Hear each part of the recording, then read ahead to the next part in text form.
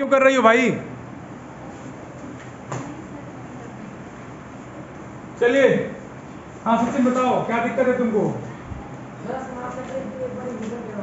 Revision तो कराई दिए, कराए तो थे बेटा। अच्छा खड़े हो जाओ, खड़े हो जाओ। हो गए? समास की परिभाषा पढ़ो।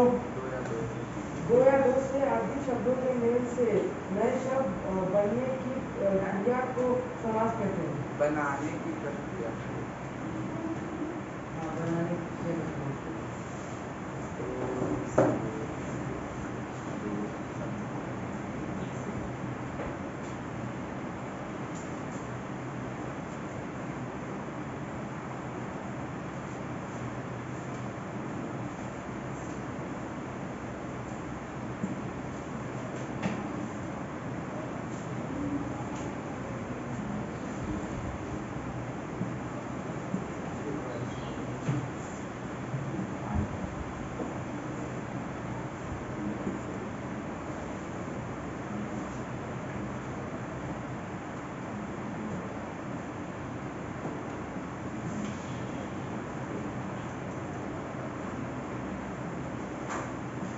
यही है, बोलिए।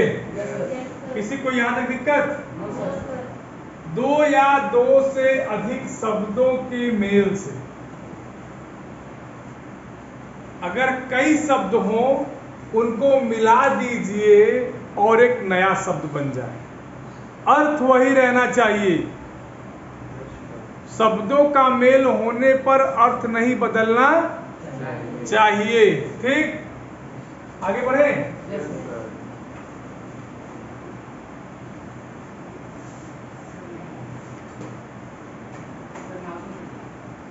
जैसे अगर हम देखें, समझिए, रसोई के लिए घर, परिभाषा पे जाइए। दो या दो से अधिक शब्दों के मेल से, देखिए एक शब्द, दो शब्द, तीन शब्द, चार शब्द। दो या दो से अधिक शब्दों के मेल से नए शब्द बनाने की प्रक्रिया। इन शब्दों को मिलाइए, एक नया शब्द बनाइए, उसका नाम क्या बनेगा? यही समास है। लेकिन एक चीज में ये ध्यान रखना है कि इन सब शब्दों को छोटा कर देना है। जो एक नया शब्द बनेगा इन शब्दों का संक्षिप्तीकरण है। अगर ध्यान दीजिए तो रसोई के लिए घर का छोटा रूप रसोई घर हो सकता है। रसोई के लिए घर में दो या दो से अधिक शब्द जुड़े हुए हैं। नया शब्द क्या बना है? रसोई घर। अब आप बताइए कि रसोई के लिए घर और रसोई घर में के अर्थ में कोई अंतर है? ठीक, राजा का पुत्र, राजा का पुत्र क्या बनेगा? राज। दही बड़ा, दही में डूबा हुआ बड़ा। क्या होगा? जल्दी बताओ। हाँ याद आएगा ना, इसमें मौसम भी वही है। समझ गए सब? क्या बेटा? ये दही में कौन सा कार्य की विभक्ति है? अधिकरण। और दही में डूबा हुआ बड़ा, अधिकरण तत्पुरुष समास। कौन सा समास होगा? ठीक, समझ गए? अब कहेंगे तेल में डूबा हुआ समोसा। ठीक है, कोई बात नहीं, समझ गए? किसी कोई दिक्कत? परिभाषा जाइए। दो देखिए, परिभाषा समझिए। दो या दो से अधिक शब्दों के मेल से नए शब्द बनाने की प्रक्रिया। एक दो तीन चार, एक दो तीन, एक दो तीन चार, सब में दो या दो से अधिक शब्द हैं। सबको छोटा कर दीजिए, अर्थ वही निकल रहा है, अंत वही निकल रहा है। इसी को क्या कहेंगे? समास कहेंगे। ठीक है, इसको तुम अपने पास रखो।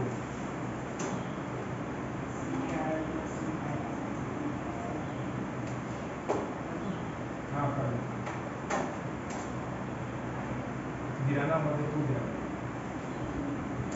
ठीक है, समास के भेद आपको याद होगा जब मैं क्लास पढ़ा रहा था तो मैंने समास के कितने भेद बताए थे? आज कितने भेद बताए थे? 6। लेकिन कहीं कहीं 4 का भी उल्लेख होता है। मैं बता रहा हूं कैसे होता है।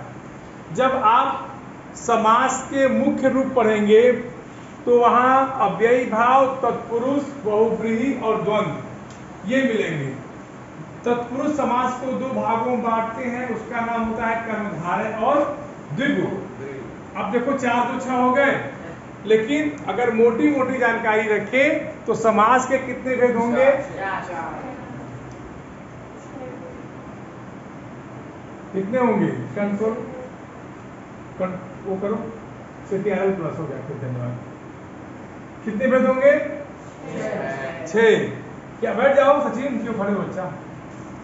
अव्ययी भाव बोलिए हाँ। दूसरा कौन सा होगा? तत्पुरुष। अरे जब अव्ययी भाव की बात हैंग कर रहे हो, दिमाग हैंग कर रहा है। अगर तुम भेद में भी जाओगे तो इसके अंदर भेद बटेंगे।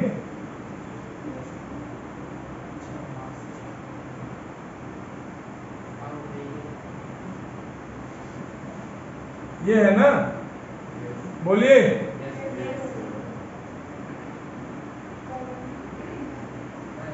बोलो, कंफ्यूज हो क्या? अब यहां जाओ, कर्मधारय द्विगु बांटो ना, कौन मना कर रहा है? बोलिए। अब गिनो 6 हो गए, 1 2 3 4 5 6 हुए 6। कितने भेद होंगे? बस कर दो, पूरा मिटाओ। अव्ययी भाव, अव्ययी भाव जानते हैं क्या होता है? अच्छा, समास में कितने पद होते हैं ये बताइए। समास में कितने पद होते हैं? 2 पद, पूर्व पद और उत्तर पद। याद है?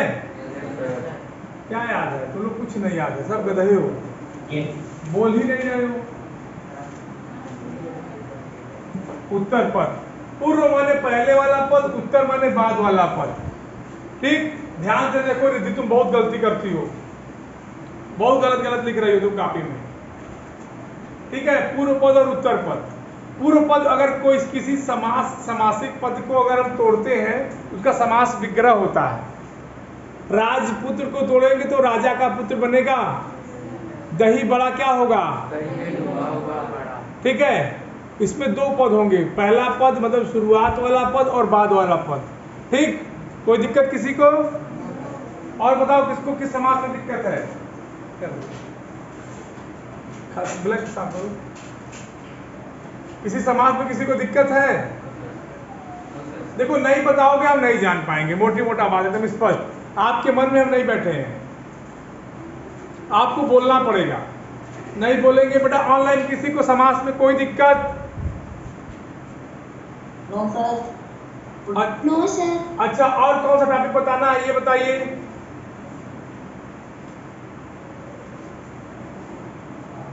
बताइए, और कौन सा टॉपिक बताएं आपको, जल्दी बताइए। सर संधि। संधि में कौन सा?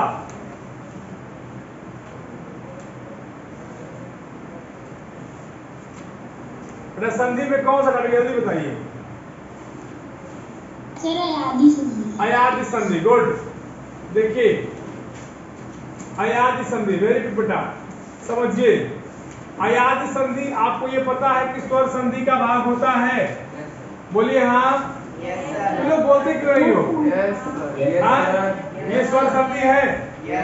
इसका मतलब कि जब दोनों शब्द मिलेंगे तो इसमें ये दोनों क्या होंगे? स्वर ही होंगे। व्यंजन तो कोई होगा नहीं। नींद आ रही है तुमको? रुचि, क्या नाम है तुम्हारा? रुचि ना? नींद आ रही है?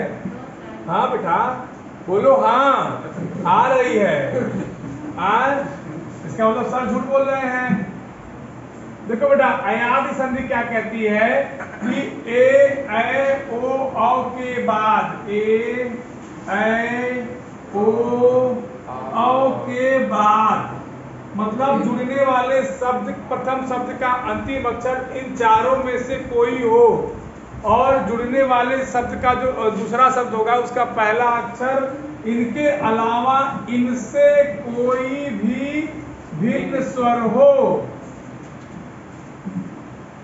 क्या हो? मतलब वो आ ई उ री कुछ भी हो सकता है, बट ये नहीं होगा क्योंकि ये ऑलरेडी यहाँ पे है। तो बनेगा एचो आव यावह, ए का ऐ बनेगा, ऐ का आय बनेगा, ओ का औ बनेगा और औ का आव बनेगा। ठीक, एचो आव यावह। समझे? नहीं समझे? आए? नहीं समझे? समझा रहे हैं अभी तुरंत। बिठाओ तो उसको। एक मिनट बेटा, ये पहले नोट कर लिए कि नहीं? बेटा समझ में आ रहा है तुमको? इसने पूछा है। Yes sir. हाँ, ये ध्यान देना कि ए ऐ ओ औ के बाद ए मतलब कौन? जो पहला शब्द होगा उसका अंतिम अक्षर। पहला शब्द का, क्योंकि संधि दो शब्दों में से ही होती है, शब्दों में वर्णों का मेल होगा। ये दूसरा शब्द होगा उसका पहला अक्षर होगा, दूसरे का पहला अक्षर।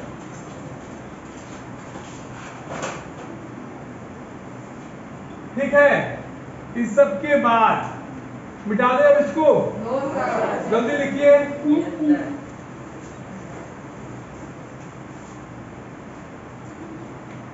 ये सब फार्मूला है, जिंदगी में नहीं भूलोगे, ऐसे हम भी याद किए हैं। सर ये तो हमने कॉपी में लिखा हुआ है। लिखा हुआ तो फिर अच्छी बात है, समझ लीजिए। अगर लिखे तो बड़ी अच्छी बात है। तुम्हारा नाम क्या है भाई? ऋतुराज वर्मा।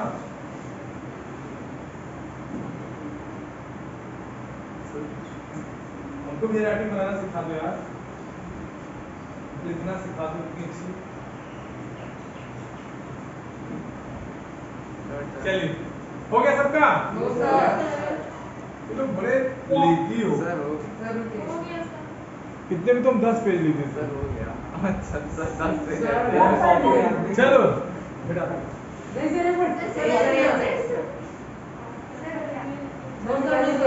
हो गया? Yes sir. सबका हो गया? Yes sir. बेटा अभी रिद्धि का नहीं हुआ। हो गया? सर लास्ट है सर, ये क्या लिख रहे हैं लास्ट?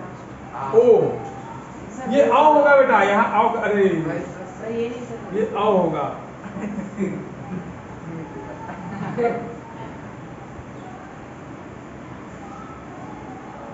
सर वो दूसरा आओ आओ, आओ। ये स्वर हो गया ना? Yes sir. बिठा दो बेटा तुम। तुरंत इतना अच्छा कर रहे हो, कम से कम कुछ हेल्प देरी करते रहो। सर बैक कैंसिल कर दो ना, चलो।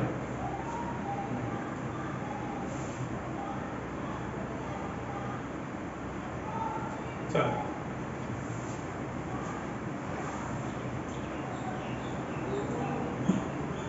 क्या लिखा है?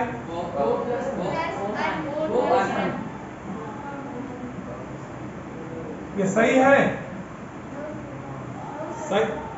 Yes sir. Yes sir. Yes sir. आए? Yes sir. सही है? Yes sir. उस पे जाइए जो मैंने आपको बताया है, ए ऐ ओ औ के बाद कोई भिन्न स्वर। जरा देखिए, आए? क्या बनेगा? आओ। जब ये पो का औ बन रहा है तो पौ हो जाएगा। बोलो हाँ। Yes Rajneesh Yadav yes sir. हो जाएगा? Yes sir. हाँ? यस किसी कोई दिक्कत? No sir.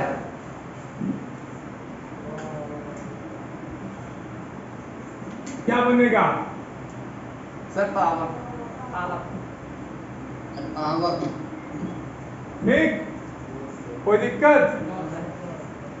बंद कर दो। नहीं नहीं तुमको समझ में आ गया? कोई दिक्कत तो नहीं होगी? अच्छा रजनीश यादव, यस सर। हाँ तो तुम्हारी कॉपी देखो तो क्या लिख रहे हो। सर मिटा दूं ये? नहीं रुक जाओ भाई, नहीं तो आपको दोस्त आप लिखा जाए क्या लिख रहे हो?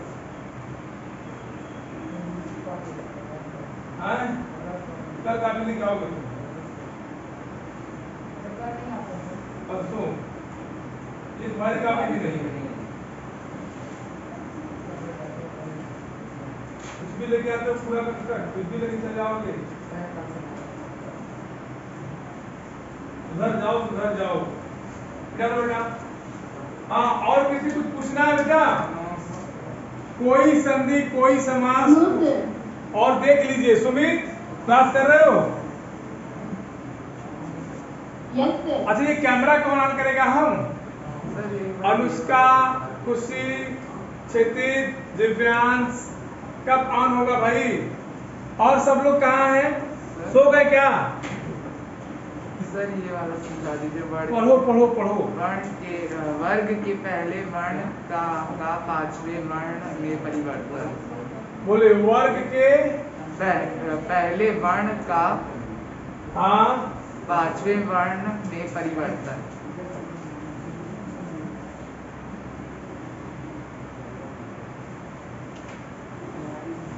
यही यस कल मैंने बताया था कि क च ट त प के बाद अगर न अथवा म आ जाए तो ये अपने वर्ग के पांचवें में बदल जाता है।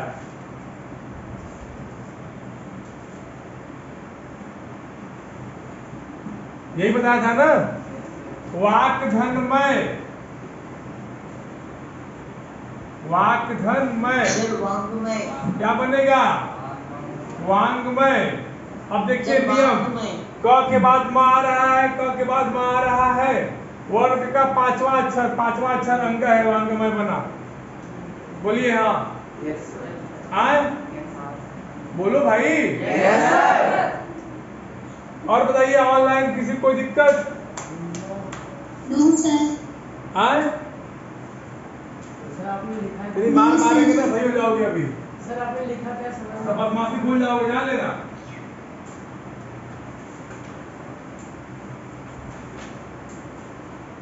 पढ़ने की पूजा करने आए हो?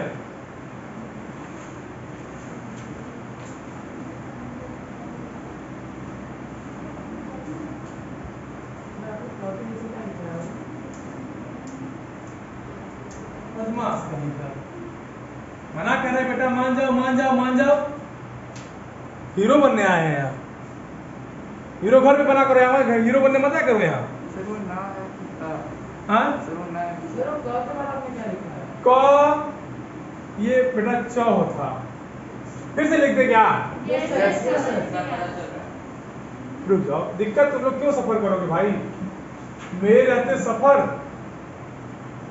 तुम मेरे क्या क चटलता प के बाद म अथवा न आ जाए, यही कल मैंने बताया था ना?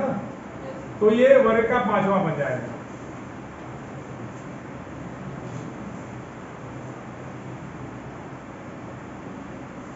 Yes sir. यही सुमित यही बताया गया था ना बेटा? यस सर, कल भी आपने बताया था पंचवर्ग में क्या था। सर आपने लास्ट लाइन में पहला वाला वर्ड क्या लिखा है? अंगा क ख ग पांचवा वर्ग क्या होगा? किसी वर्ग का पांचवा अक्षर क्या होगा? वर्ग समझते हो? खड़े जाओ। वर्ग समझते हो? कितने वर्ग होते हैं ऋतुराज बताओ? 5। खड़े जाओ, इनको बताओ 5 वर्ग होते हैं। बोलो 5 वर्ग होते हैं। 5 वर्ड होता है। तो बताओ कौन कौन से वर्ग हैं, इनको वर्ग बताओ। बोलो जी। सर जैसे नहीं समझाओ समझाओ, कोई दिक्कत नहीं, समझाओ।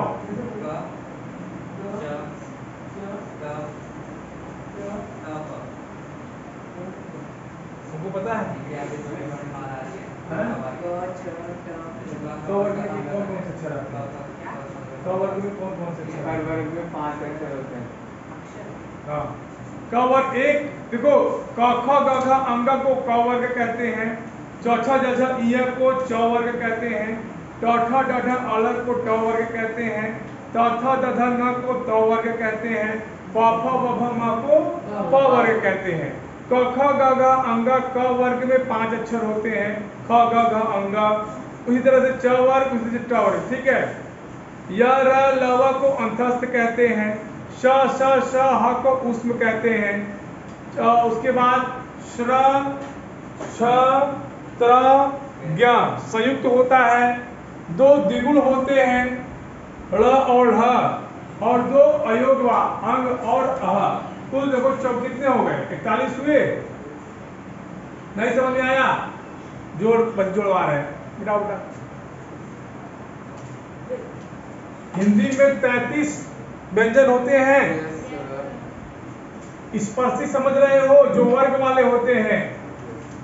स्पर्शी व्यंजन कितने होते हैं?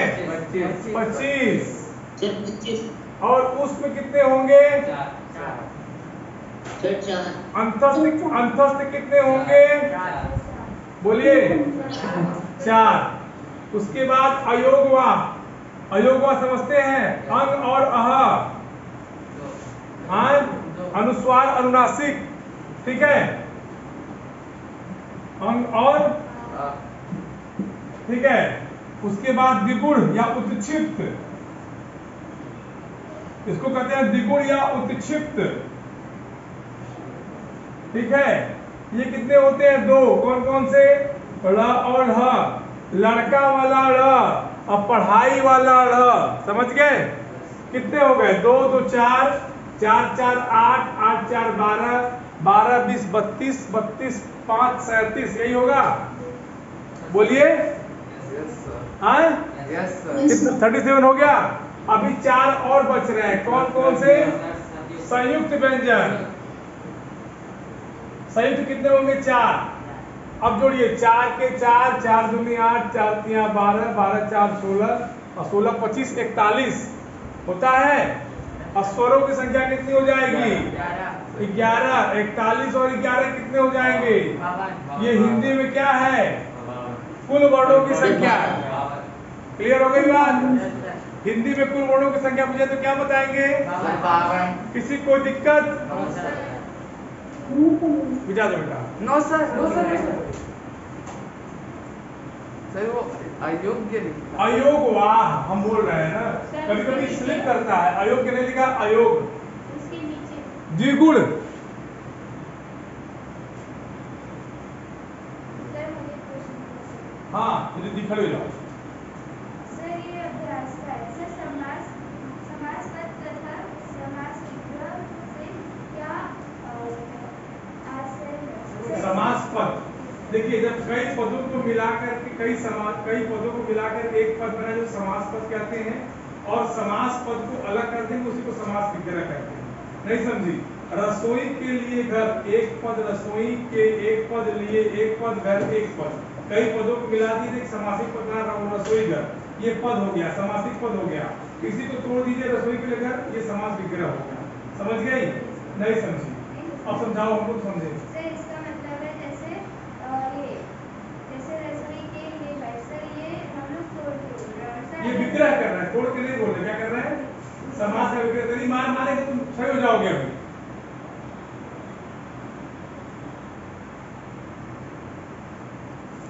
चाहते क्या हो ये बताओ, क्या चाहते हो? बड़ो क्या चाहते हो बताओ? ये पिकनिक स्पॉट है, घर है तुम्हारा, ये मजा लेने आए हो यहाँ?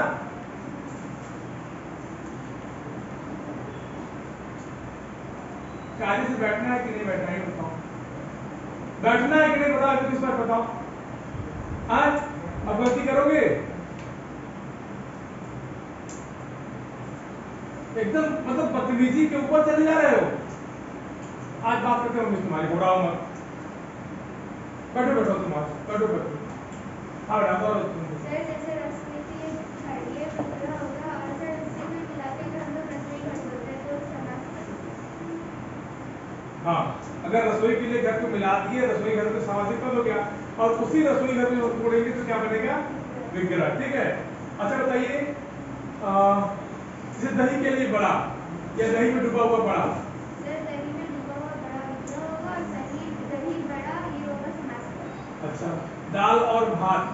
खाती हो डेली ना? हाँ बता। दाल भात बिक रहा होगा, दाल भात क्या होगा? समासिक पद होगा। ठीक, इरेज कर दो। इरेज कर दो बेटा।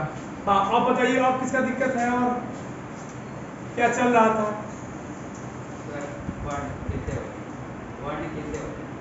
वर्ड हो तो गया ना 42, अरे 52। हिंदी भाषा में कुल 52 वर्ड है। अगर आपसे पूछा जाए कि हिंदी भाषा में कुल कितने वर्ड हैं तो क्या बताएंगे? और स्वर कितने हैं तो? व्यंजन कितने हैं? अगर उसमें कोई पूछ दिया तो 33 11 44 हुए, बाकी 8 कहाँ से आ गए भाई? तो क्या बताओगे? बताना कि अयोगवाद, द्विगुण और संयुक्त, इन तीनों को मिलाइए कितने हो जाएंगे आपके? अरे यार 33 और 11 44 तो ऐसे ही हो रहे हैं ना, 8 ही तो कम पड़ रहे हैं।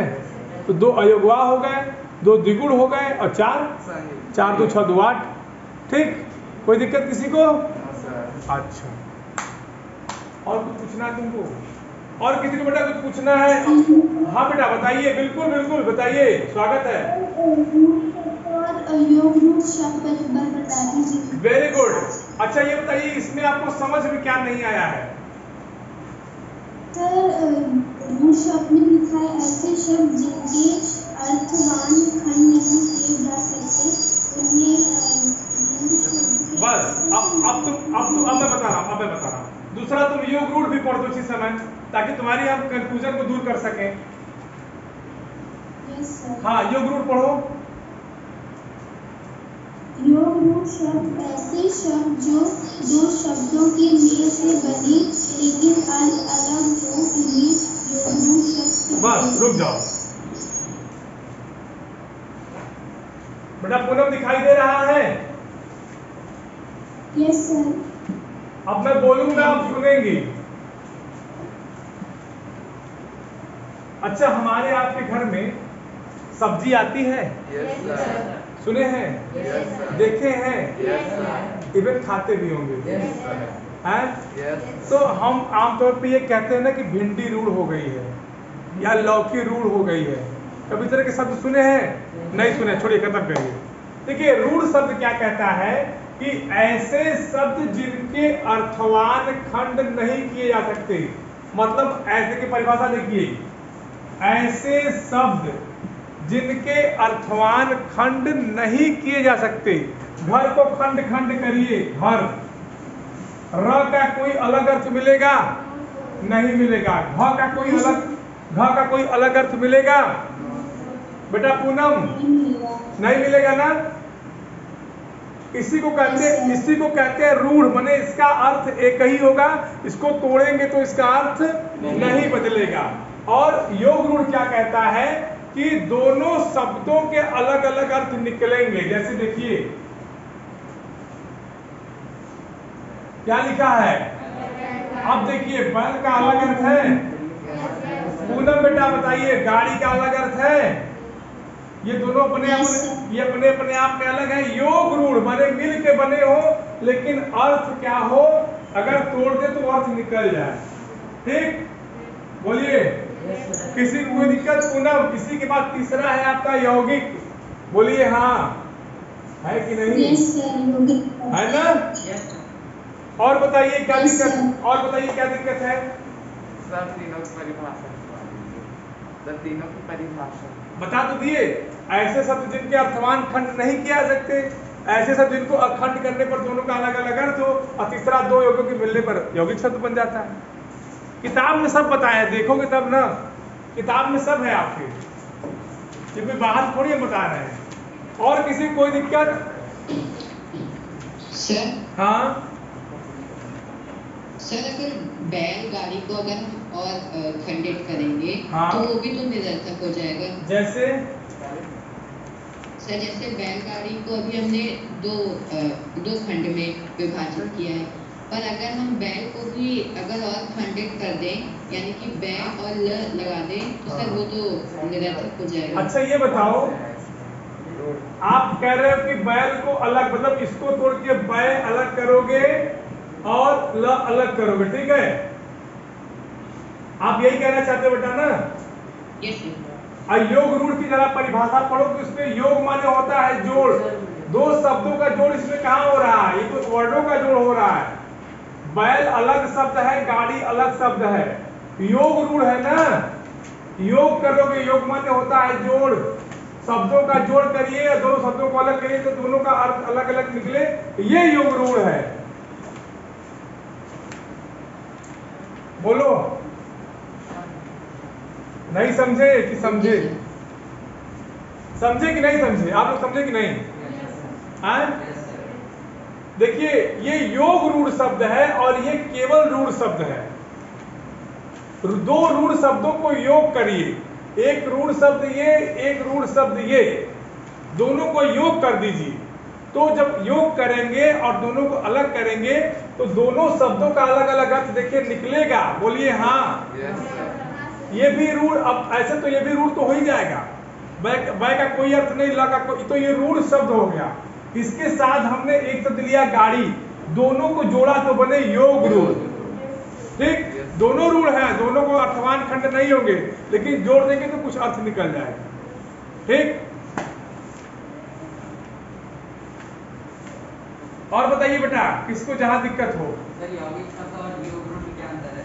आज यौगिक शब्द और किताब तुम्हारे पास है, बस खोलो पढ़ो।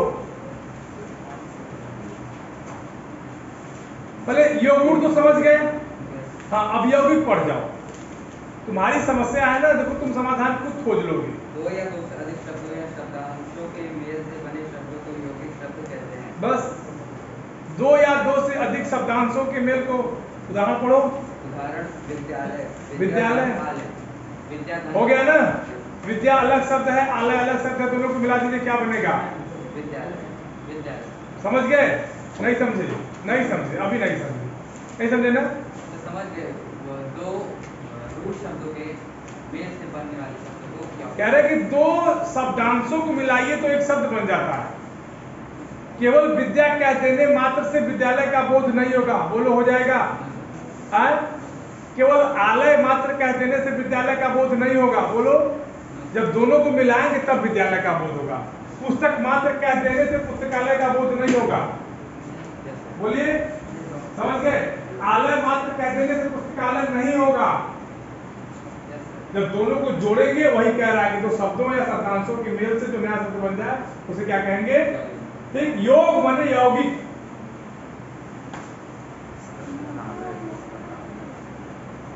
क्या हो गया सचिन?